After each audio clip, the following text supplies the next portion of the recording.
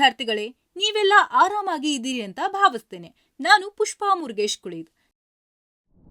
ನಾವೀಗ ನೆನಪಿಸ್ಕೊಳ್ಳೋಣ, ವಾತಾವರಣ ಅಂದ್ರೆ ಏನು? ವಾತಾವರಣವು ಭೂಮಿಯನ್ನ ಸುತ್ತುವರೆದಿರುವ ಅನಿಲಗಳ ತೆಳುವಾದ ಪದರವಾಗಿದೆ ಮತ್ತು ವಿವಿಧ ಪದರಗಳಾಗಿ ಜೋಡಿಸಲ್ಪಟ್ಟಿದೆ. ಅಂದರೆ ಟ್ರೋಪೋಸ್ಪಿಯರ್,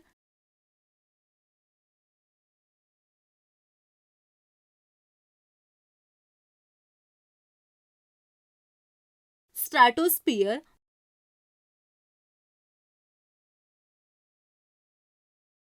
ಮೆಸೋಸ್ಪಿಯರ್,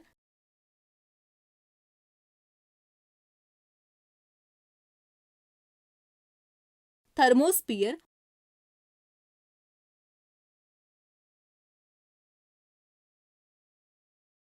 ಮತ್ತು ಎಕ್ಸೋಸ್ಪಿಯರ್.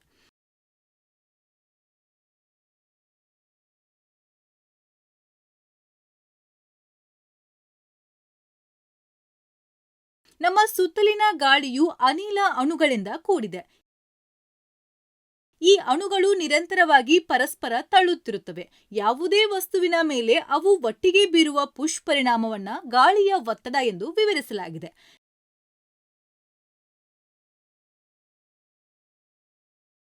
ನಾವೀಗ 9ನೇ ತರಗತಿಯ ಸಾಮಾಜಿಕ ಅಧ್ಯಯನದಿಂದ ವಾತಾವರಣದ ವಿಷಯದ ಕುರಿತು ಇನ್ನಷ್ಟು ತಿಳಿದುಕೊಳ್ಳೋಣ. ಕಲಿಕೆಯ ಫಲಿತಾಂಶ ನೀವು ತಿಳಿದುಕೊಳ್ಳೋಕೆ ಸಾಧ್ಯವಾಗತ್ತೆ. ವಾಯು ಒತ್ತಡ ಅಂದ್ರೆ ಏನು? ಒತ್ತಡದ ಪಟ್ಟಿಗಳು ವಿವಿಧ ರೀತಿಯ ಗಾಳಿ ಮತ್ತು ಕ್ಯಾರಿಯೋಲ್ ಪರಿಣಾಮ. ಕೀವರ್ಡ್ಗಳು: ಭೂಗೋಳಶಾಸ್ತ್ರಜ್ಞ, ಭೂಮಿಯ ಭೌತಿಕ ಲಕ್ಷಣಗಳು ಮತ್ತು ಅದರ ವಾತಾವರಣದ ಅಧ್ಯಯನದಲ್ಲಿ ಪರಿಣಿತರು. ಸೌರ ವಿಕಿರಣ. ಸೌರ ವಿಕಿರಣವು ಸೂರ್ಯನಿಂದ ಉತ್ಪತ್ತಿಯಾಗುವ ಶಕ್ತಿಯನ್ನ ಸೂಚಿಸುತ್ತದೆ. ಅವುಗಳಲ್ಲಿ ಕೆಲವು ಭೂಮಿಯನ್ನ ತಲುಪುತ್ತವೆ. ಐಟಿಸಿಜೆಡ್ ಈಶಾನ್ಯ ವ್ಯಾಪಾರ ಮಾರುತಗಳು ಮತ್ತು ಆಗ್ನೇಯ ವ್ಯಾಪಾರ ಮಾರುತಗಳು ಒಮ್ಮುಖವಾಗುವ ಕಡಿಮೆ ಒತ್ತಡದ ಪ್ರದೇಶವನ್ನ ಇಂಟರ್ಟ್ರೋಪಿಕಲ್ ಒಮ್ಮುಖ ವಲಯ ಅಥವಾ ಐಟಿಸಿಜೆಡ್ ಎಂದು ಕರೆಯಲಾಗುತ್ತೆ.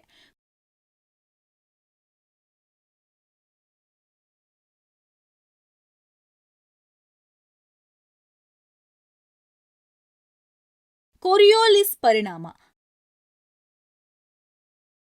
ಹವಾಮಾನ ಮಾದರಿಗಳು ಮತ್ತು ಸಾಗರ ಪ್ರವಾಹಗಳ ಮೇಲೆ ಭೂಮಿಯ ತಿರುಗುವಿಕೆಯ ಫಲಿತಾಂಶ.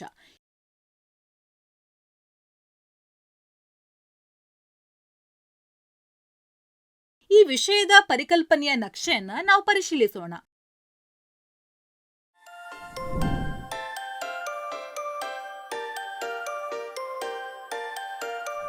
ಹೆಚ್ಚಿನ ಅಣುಗಳು ಇದ್ದಲ್ಲಿ ಗಾಳಿಯ ಒತ್ತಡವು ಹೆಚ್ಚಾಗುತ್ತೆ. ಇದು ಸಾಮಾನ್ಯವಾಗಿ ಭೂಮಿಯ ಮೇಲ್ಮೈಯಲ್ಲಿ ಸಂಭವಿಸುತ್ತೆ.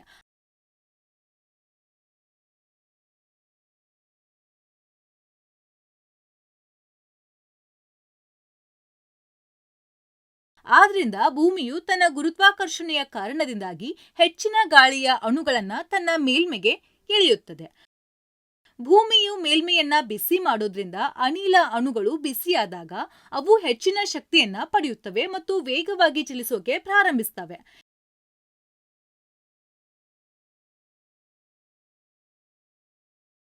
ಇದರರ್ಥ ಗಾಳಿಯ ಒತ್ತಡದ ಹೆಚ್ಚಳ, ಏಕೆಂದ್ರೆ ಅವು ವಸ್ತುವನ್ನ ಹೆಚ್ಚು ತಳ್ಳುತ್ತವೆ.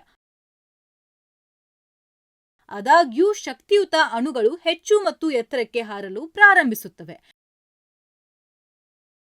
ಹೆಚ್ಚಿನ ಅಣುಗಳು ವಾತಾವರಣದ ಎತ್ತರದ ಪ್ರದೇಶಗಳಿಗೆ ಹೋದಾಗ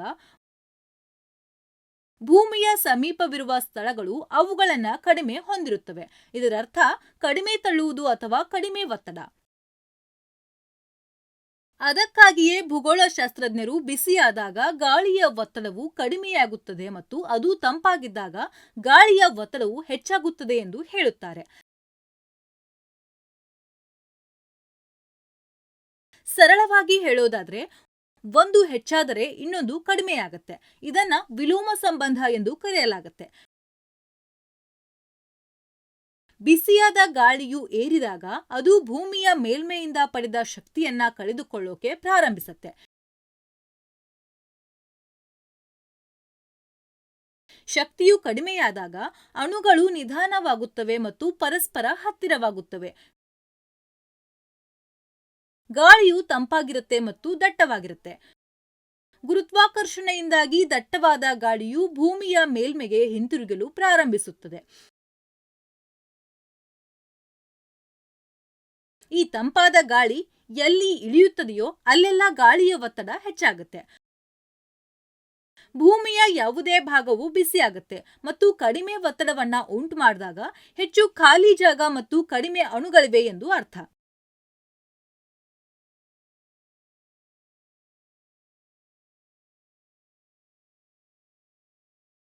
ಈಗ ಒತ್ತಡ ಹೆಚ್ಚಿರುವ ಇತರ ಭಾಗಗಳಿಂದ ಗಾಳಿಯು ಈ ಖಾಲಿ ಸ್ಥಳದ ಕಡೆಗೆ ಚಲಿಸುತ್ತವೆ.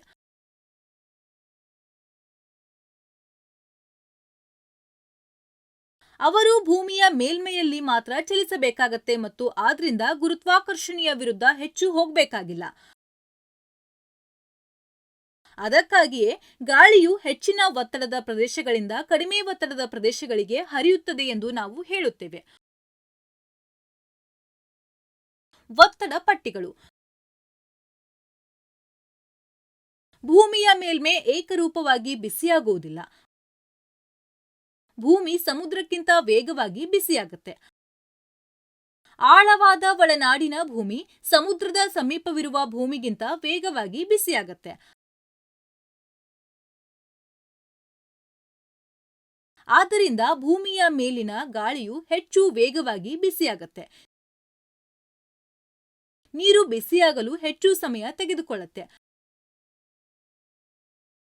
ಆದ್ದರಿಂದ ನೀರಿನ ಮೇಲಿನ ಗಾಳಿಯು ನಿಧಾನವಾಗಿ ಬಿಸಿಯಾಗುತ್ತೆ. ಆದಾಗ್ಯೂ ತಂಪಾಗಿಸುವ ವಿಷಯಕ್ಕೆ ಬಂದಾಗ ಭೂಮಿಗೆ ಹೋಲಿಸಿದರೆ ಭೂಮಿ ವೇಗವಾಗಿ ತಣ್ಣಗಾಗುತ್ತದೆ ಮತ್ತು ನೀರು ನಿಧಾನವಾಗಿ ತಣ್ಣಗಾಗುತ್ತೆ. ಆದ್ದರಿಂದ ತಾಪ ಮತ್ತು ತಂಪಾಗಿಸುವಿಕೆಯ ವಿವಿಧ ಸ್ಥಳಗಳಲ್ಲಿ ವಿಭಿನ್ನ ದರಗಳಲ್ಲಿ ನಡೆಯುತ್ತಿದೆ. ಆದ್ದರಿಂದ ಒತ್ತಡಗಳು ಸ್ಥಳದಿಂದ ಸ್ಥಳಕ್ಕೆ ಬದಲಾಗುತ್ತವೆ. ಅಕ್ಷಾಂಶಗಳು ಮತ್ತು ಋತುಗಳ ನಡುವಿನ ಸಂಬಂಧದ ಬಗ್ಗೆ ನೀವು ಕಲಿತಿದ್ದೀರಿ.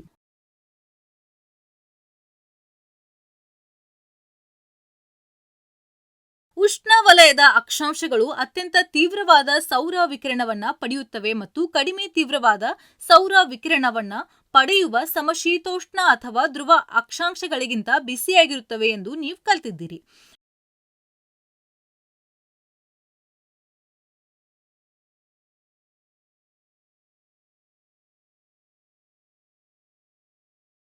ಆದ್ದರಿಂದ ಉಷ್ಣವಲಯವು ಪ್ರಪಂಚದ ಇತರ ಭಾಗಗಳಿಗಿಂತ ಹೆಚ್ಚು ಬಿಸಿಯಾಗಿರುತ್ತವೆ.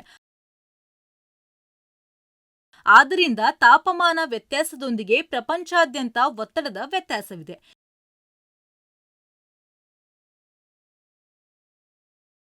ನೀರು ಎತ್ತರದ ಸ್ಥಳದಿಂದ ಕೆಳಗಿನ ಸ್ಥಳಕ್ಕೆ ಮತ್ತು ಶಾಖವು ಬೆಚ್ಚಗಿನ ವಸ್ತುಗಳಿಂದ ತಂಪಾದ ವಸ್ತುಗಳಿಗೆ ಚಲಿಸುವಂತೆಯೇ ಗಾಳಿಯು ಹೆಚ್ಚಿನ ಒತ್ತಡದ ಪ್ರದೇಶಗಳಿಂದ ಕಡಿಮೆ ಒತ್ತಡದ ಪ್ರದೇಶಗಳಿಗೆ ಚಲಿಸುತ್ತೆ.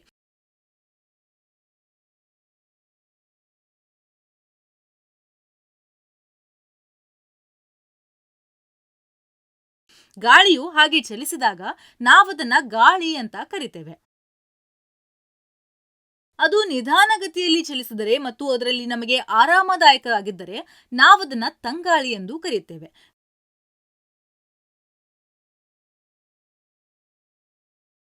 ಗಾಳಿಯು ಸಣ್ಣ ಮತ್ತು ವೇಗದ ಸ್ಫೋಟದಲ್ಲಿ ಬಂದರೆ ನಾವದನ್ನ ಗಾಳಿ ಅಂತ ಕರಿತೇವೆ.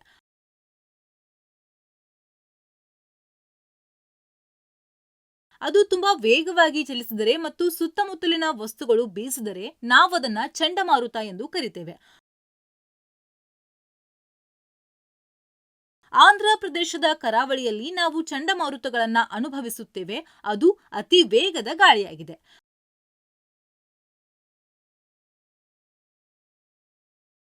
ಪ್ರಪಂಚಾದ್ಯಂತ ಗಾಳಿ ನಿರಂತರವಾಗಿ ಚಲಿಸುತ್ತಿದೆ.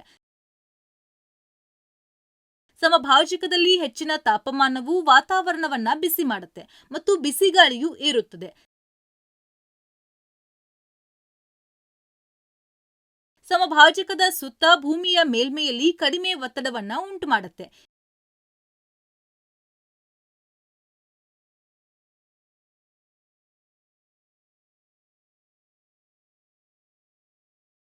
ಈ ಕಡಿಮೆ ಒತ್ತಡದ ಪಟ್ಟಿಯನ್ನ ಸಮಭಾಜಕ ಕಡಿಮೆ ಒತ್ತಡದ ಪಟ್ಟಿ ಅಥವಾ ಅಂತರ ಉಷ್ಣವಲಯದ ಒಮ್ಮುಖ ವಲಯ ಎಂದು ಕರೆಯಲಾಗುತ್ತೆ.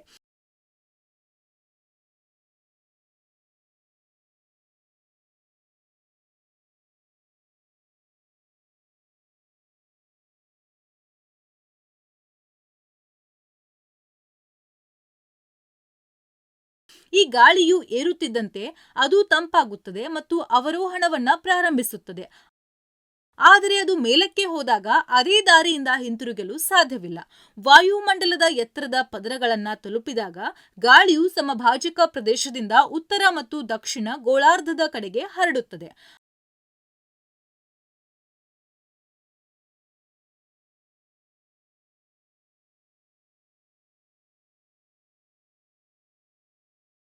ಅದು ಹರಡಿದಂತೆ ಅದು ಅವರೋಹಣವನ್ನ ಪ್ರಾರಂಭಿಸುತ್ತದೆ. ಇದು ತಂಪಾಗಿರುತ್ತದೆ, ದಟ್ಟವಾಗಿರುತ್ತದೆ ಮತ್ತು ಭೂಮಿಗೆ ಮತ್ತೆ ಮುಳುಗಲು ಪ್ರಾರಂಭಿಸುತ್ತದೆ.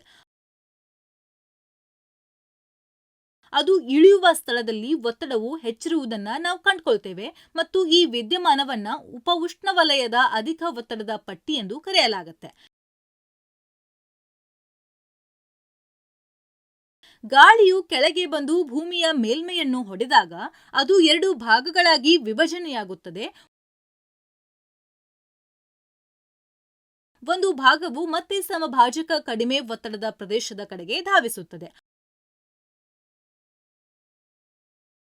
ಅಲ್ಲಿಗೆ ಬಂದರೆ ಮತ್ತೆ ಬಿಸಿಯಾಗಿ ಏಳುತ್ತವೆ. ಹೀಗಾಗಿ ಗಾಳಿಯು ಸಮಭಾಜಕ ಚಕ್ರವು ಮುಂದುವರಿಯುತ್ತದೆ. ಇನ್ನೊಂದು ಭಾಗವು ಒತ್ತಡ ಕಡಿಮೆ ಇರುವ ಮುಂದಿನ ಹೆಚ್ಚಿನ ಅಕ್ಷಾಂಶಗಳ ಕಡೆಗೆ ತಳ್ಳಲ್ಪಡುತ್ತದೆ.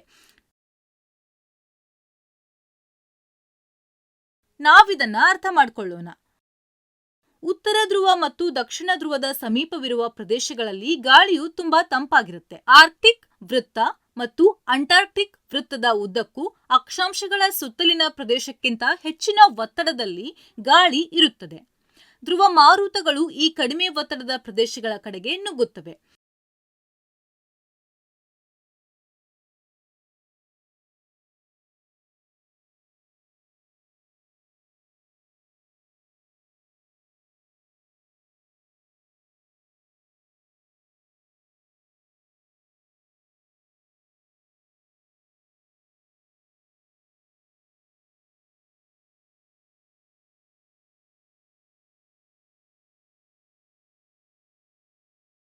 ಸಾಮಾನ್ಯವಾಗಿ ಗಾಳಿಯು ಉತ್ತರದಿಂದ ದಕ್ಷಿಣಕ್ಕೆ ಅಥವಾ ದಕ್ಷಿಣದಿಂದ ಉತ್ತರಕ್ಕೆ ಸಮಶೀತೋಷ್ಣ ವಲಯದಿಂದ ಉಷ್ಣವಲಯದ ವಲಯಕ್ಕೆ ನೇರ ರೇಖೆಯಲ್ಲಿ ಚಲಿಸುತ್ತೆ ಎಂದು ನಾವು ನಿರೀಕ್ಷಿಸಿದ್ದೇವೆ.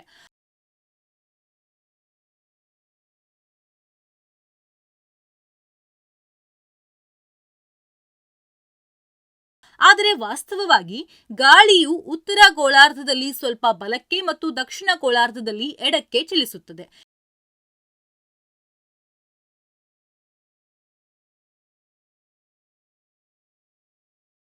ಇದು ತನ್ನದೇ ಆದ ಅಕ್ಷದ ಮೇಲೆ ಭೂಮಿಯ ತಿರುಗುವಿಕೆಯ ಪ್ರಭಾವದಿಂದ ಈ ಪರಿಣಾಮವನ್ನ ಕೊರಿಯೋಲಿಸ್ ಪರಿಣಾಮ ಎಂದು ಕರೆಯಲಾಗುತ್ತೆ.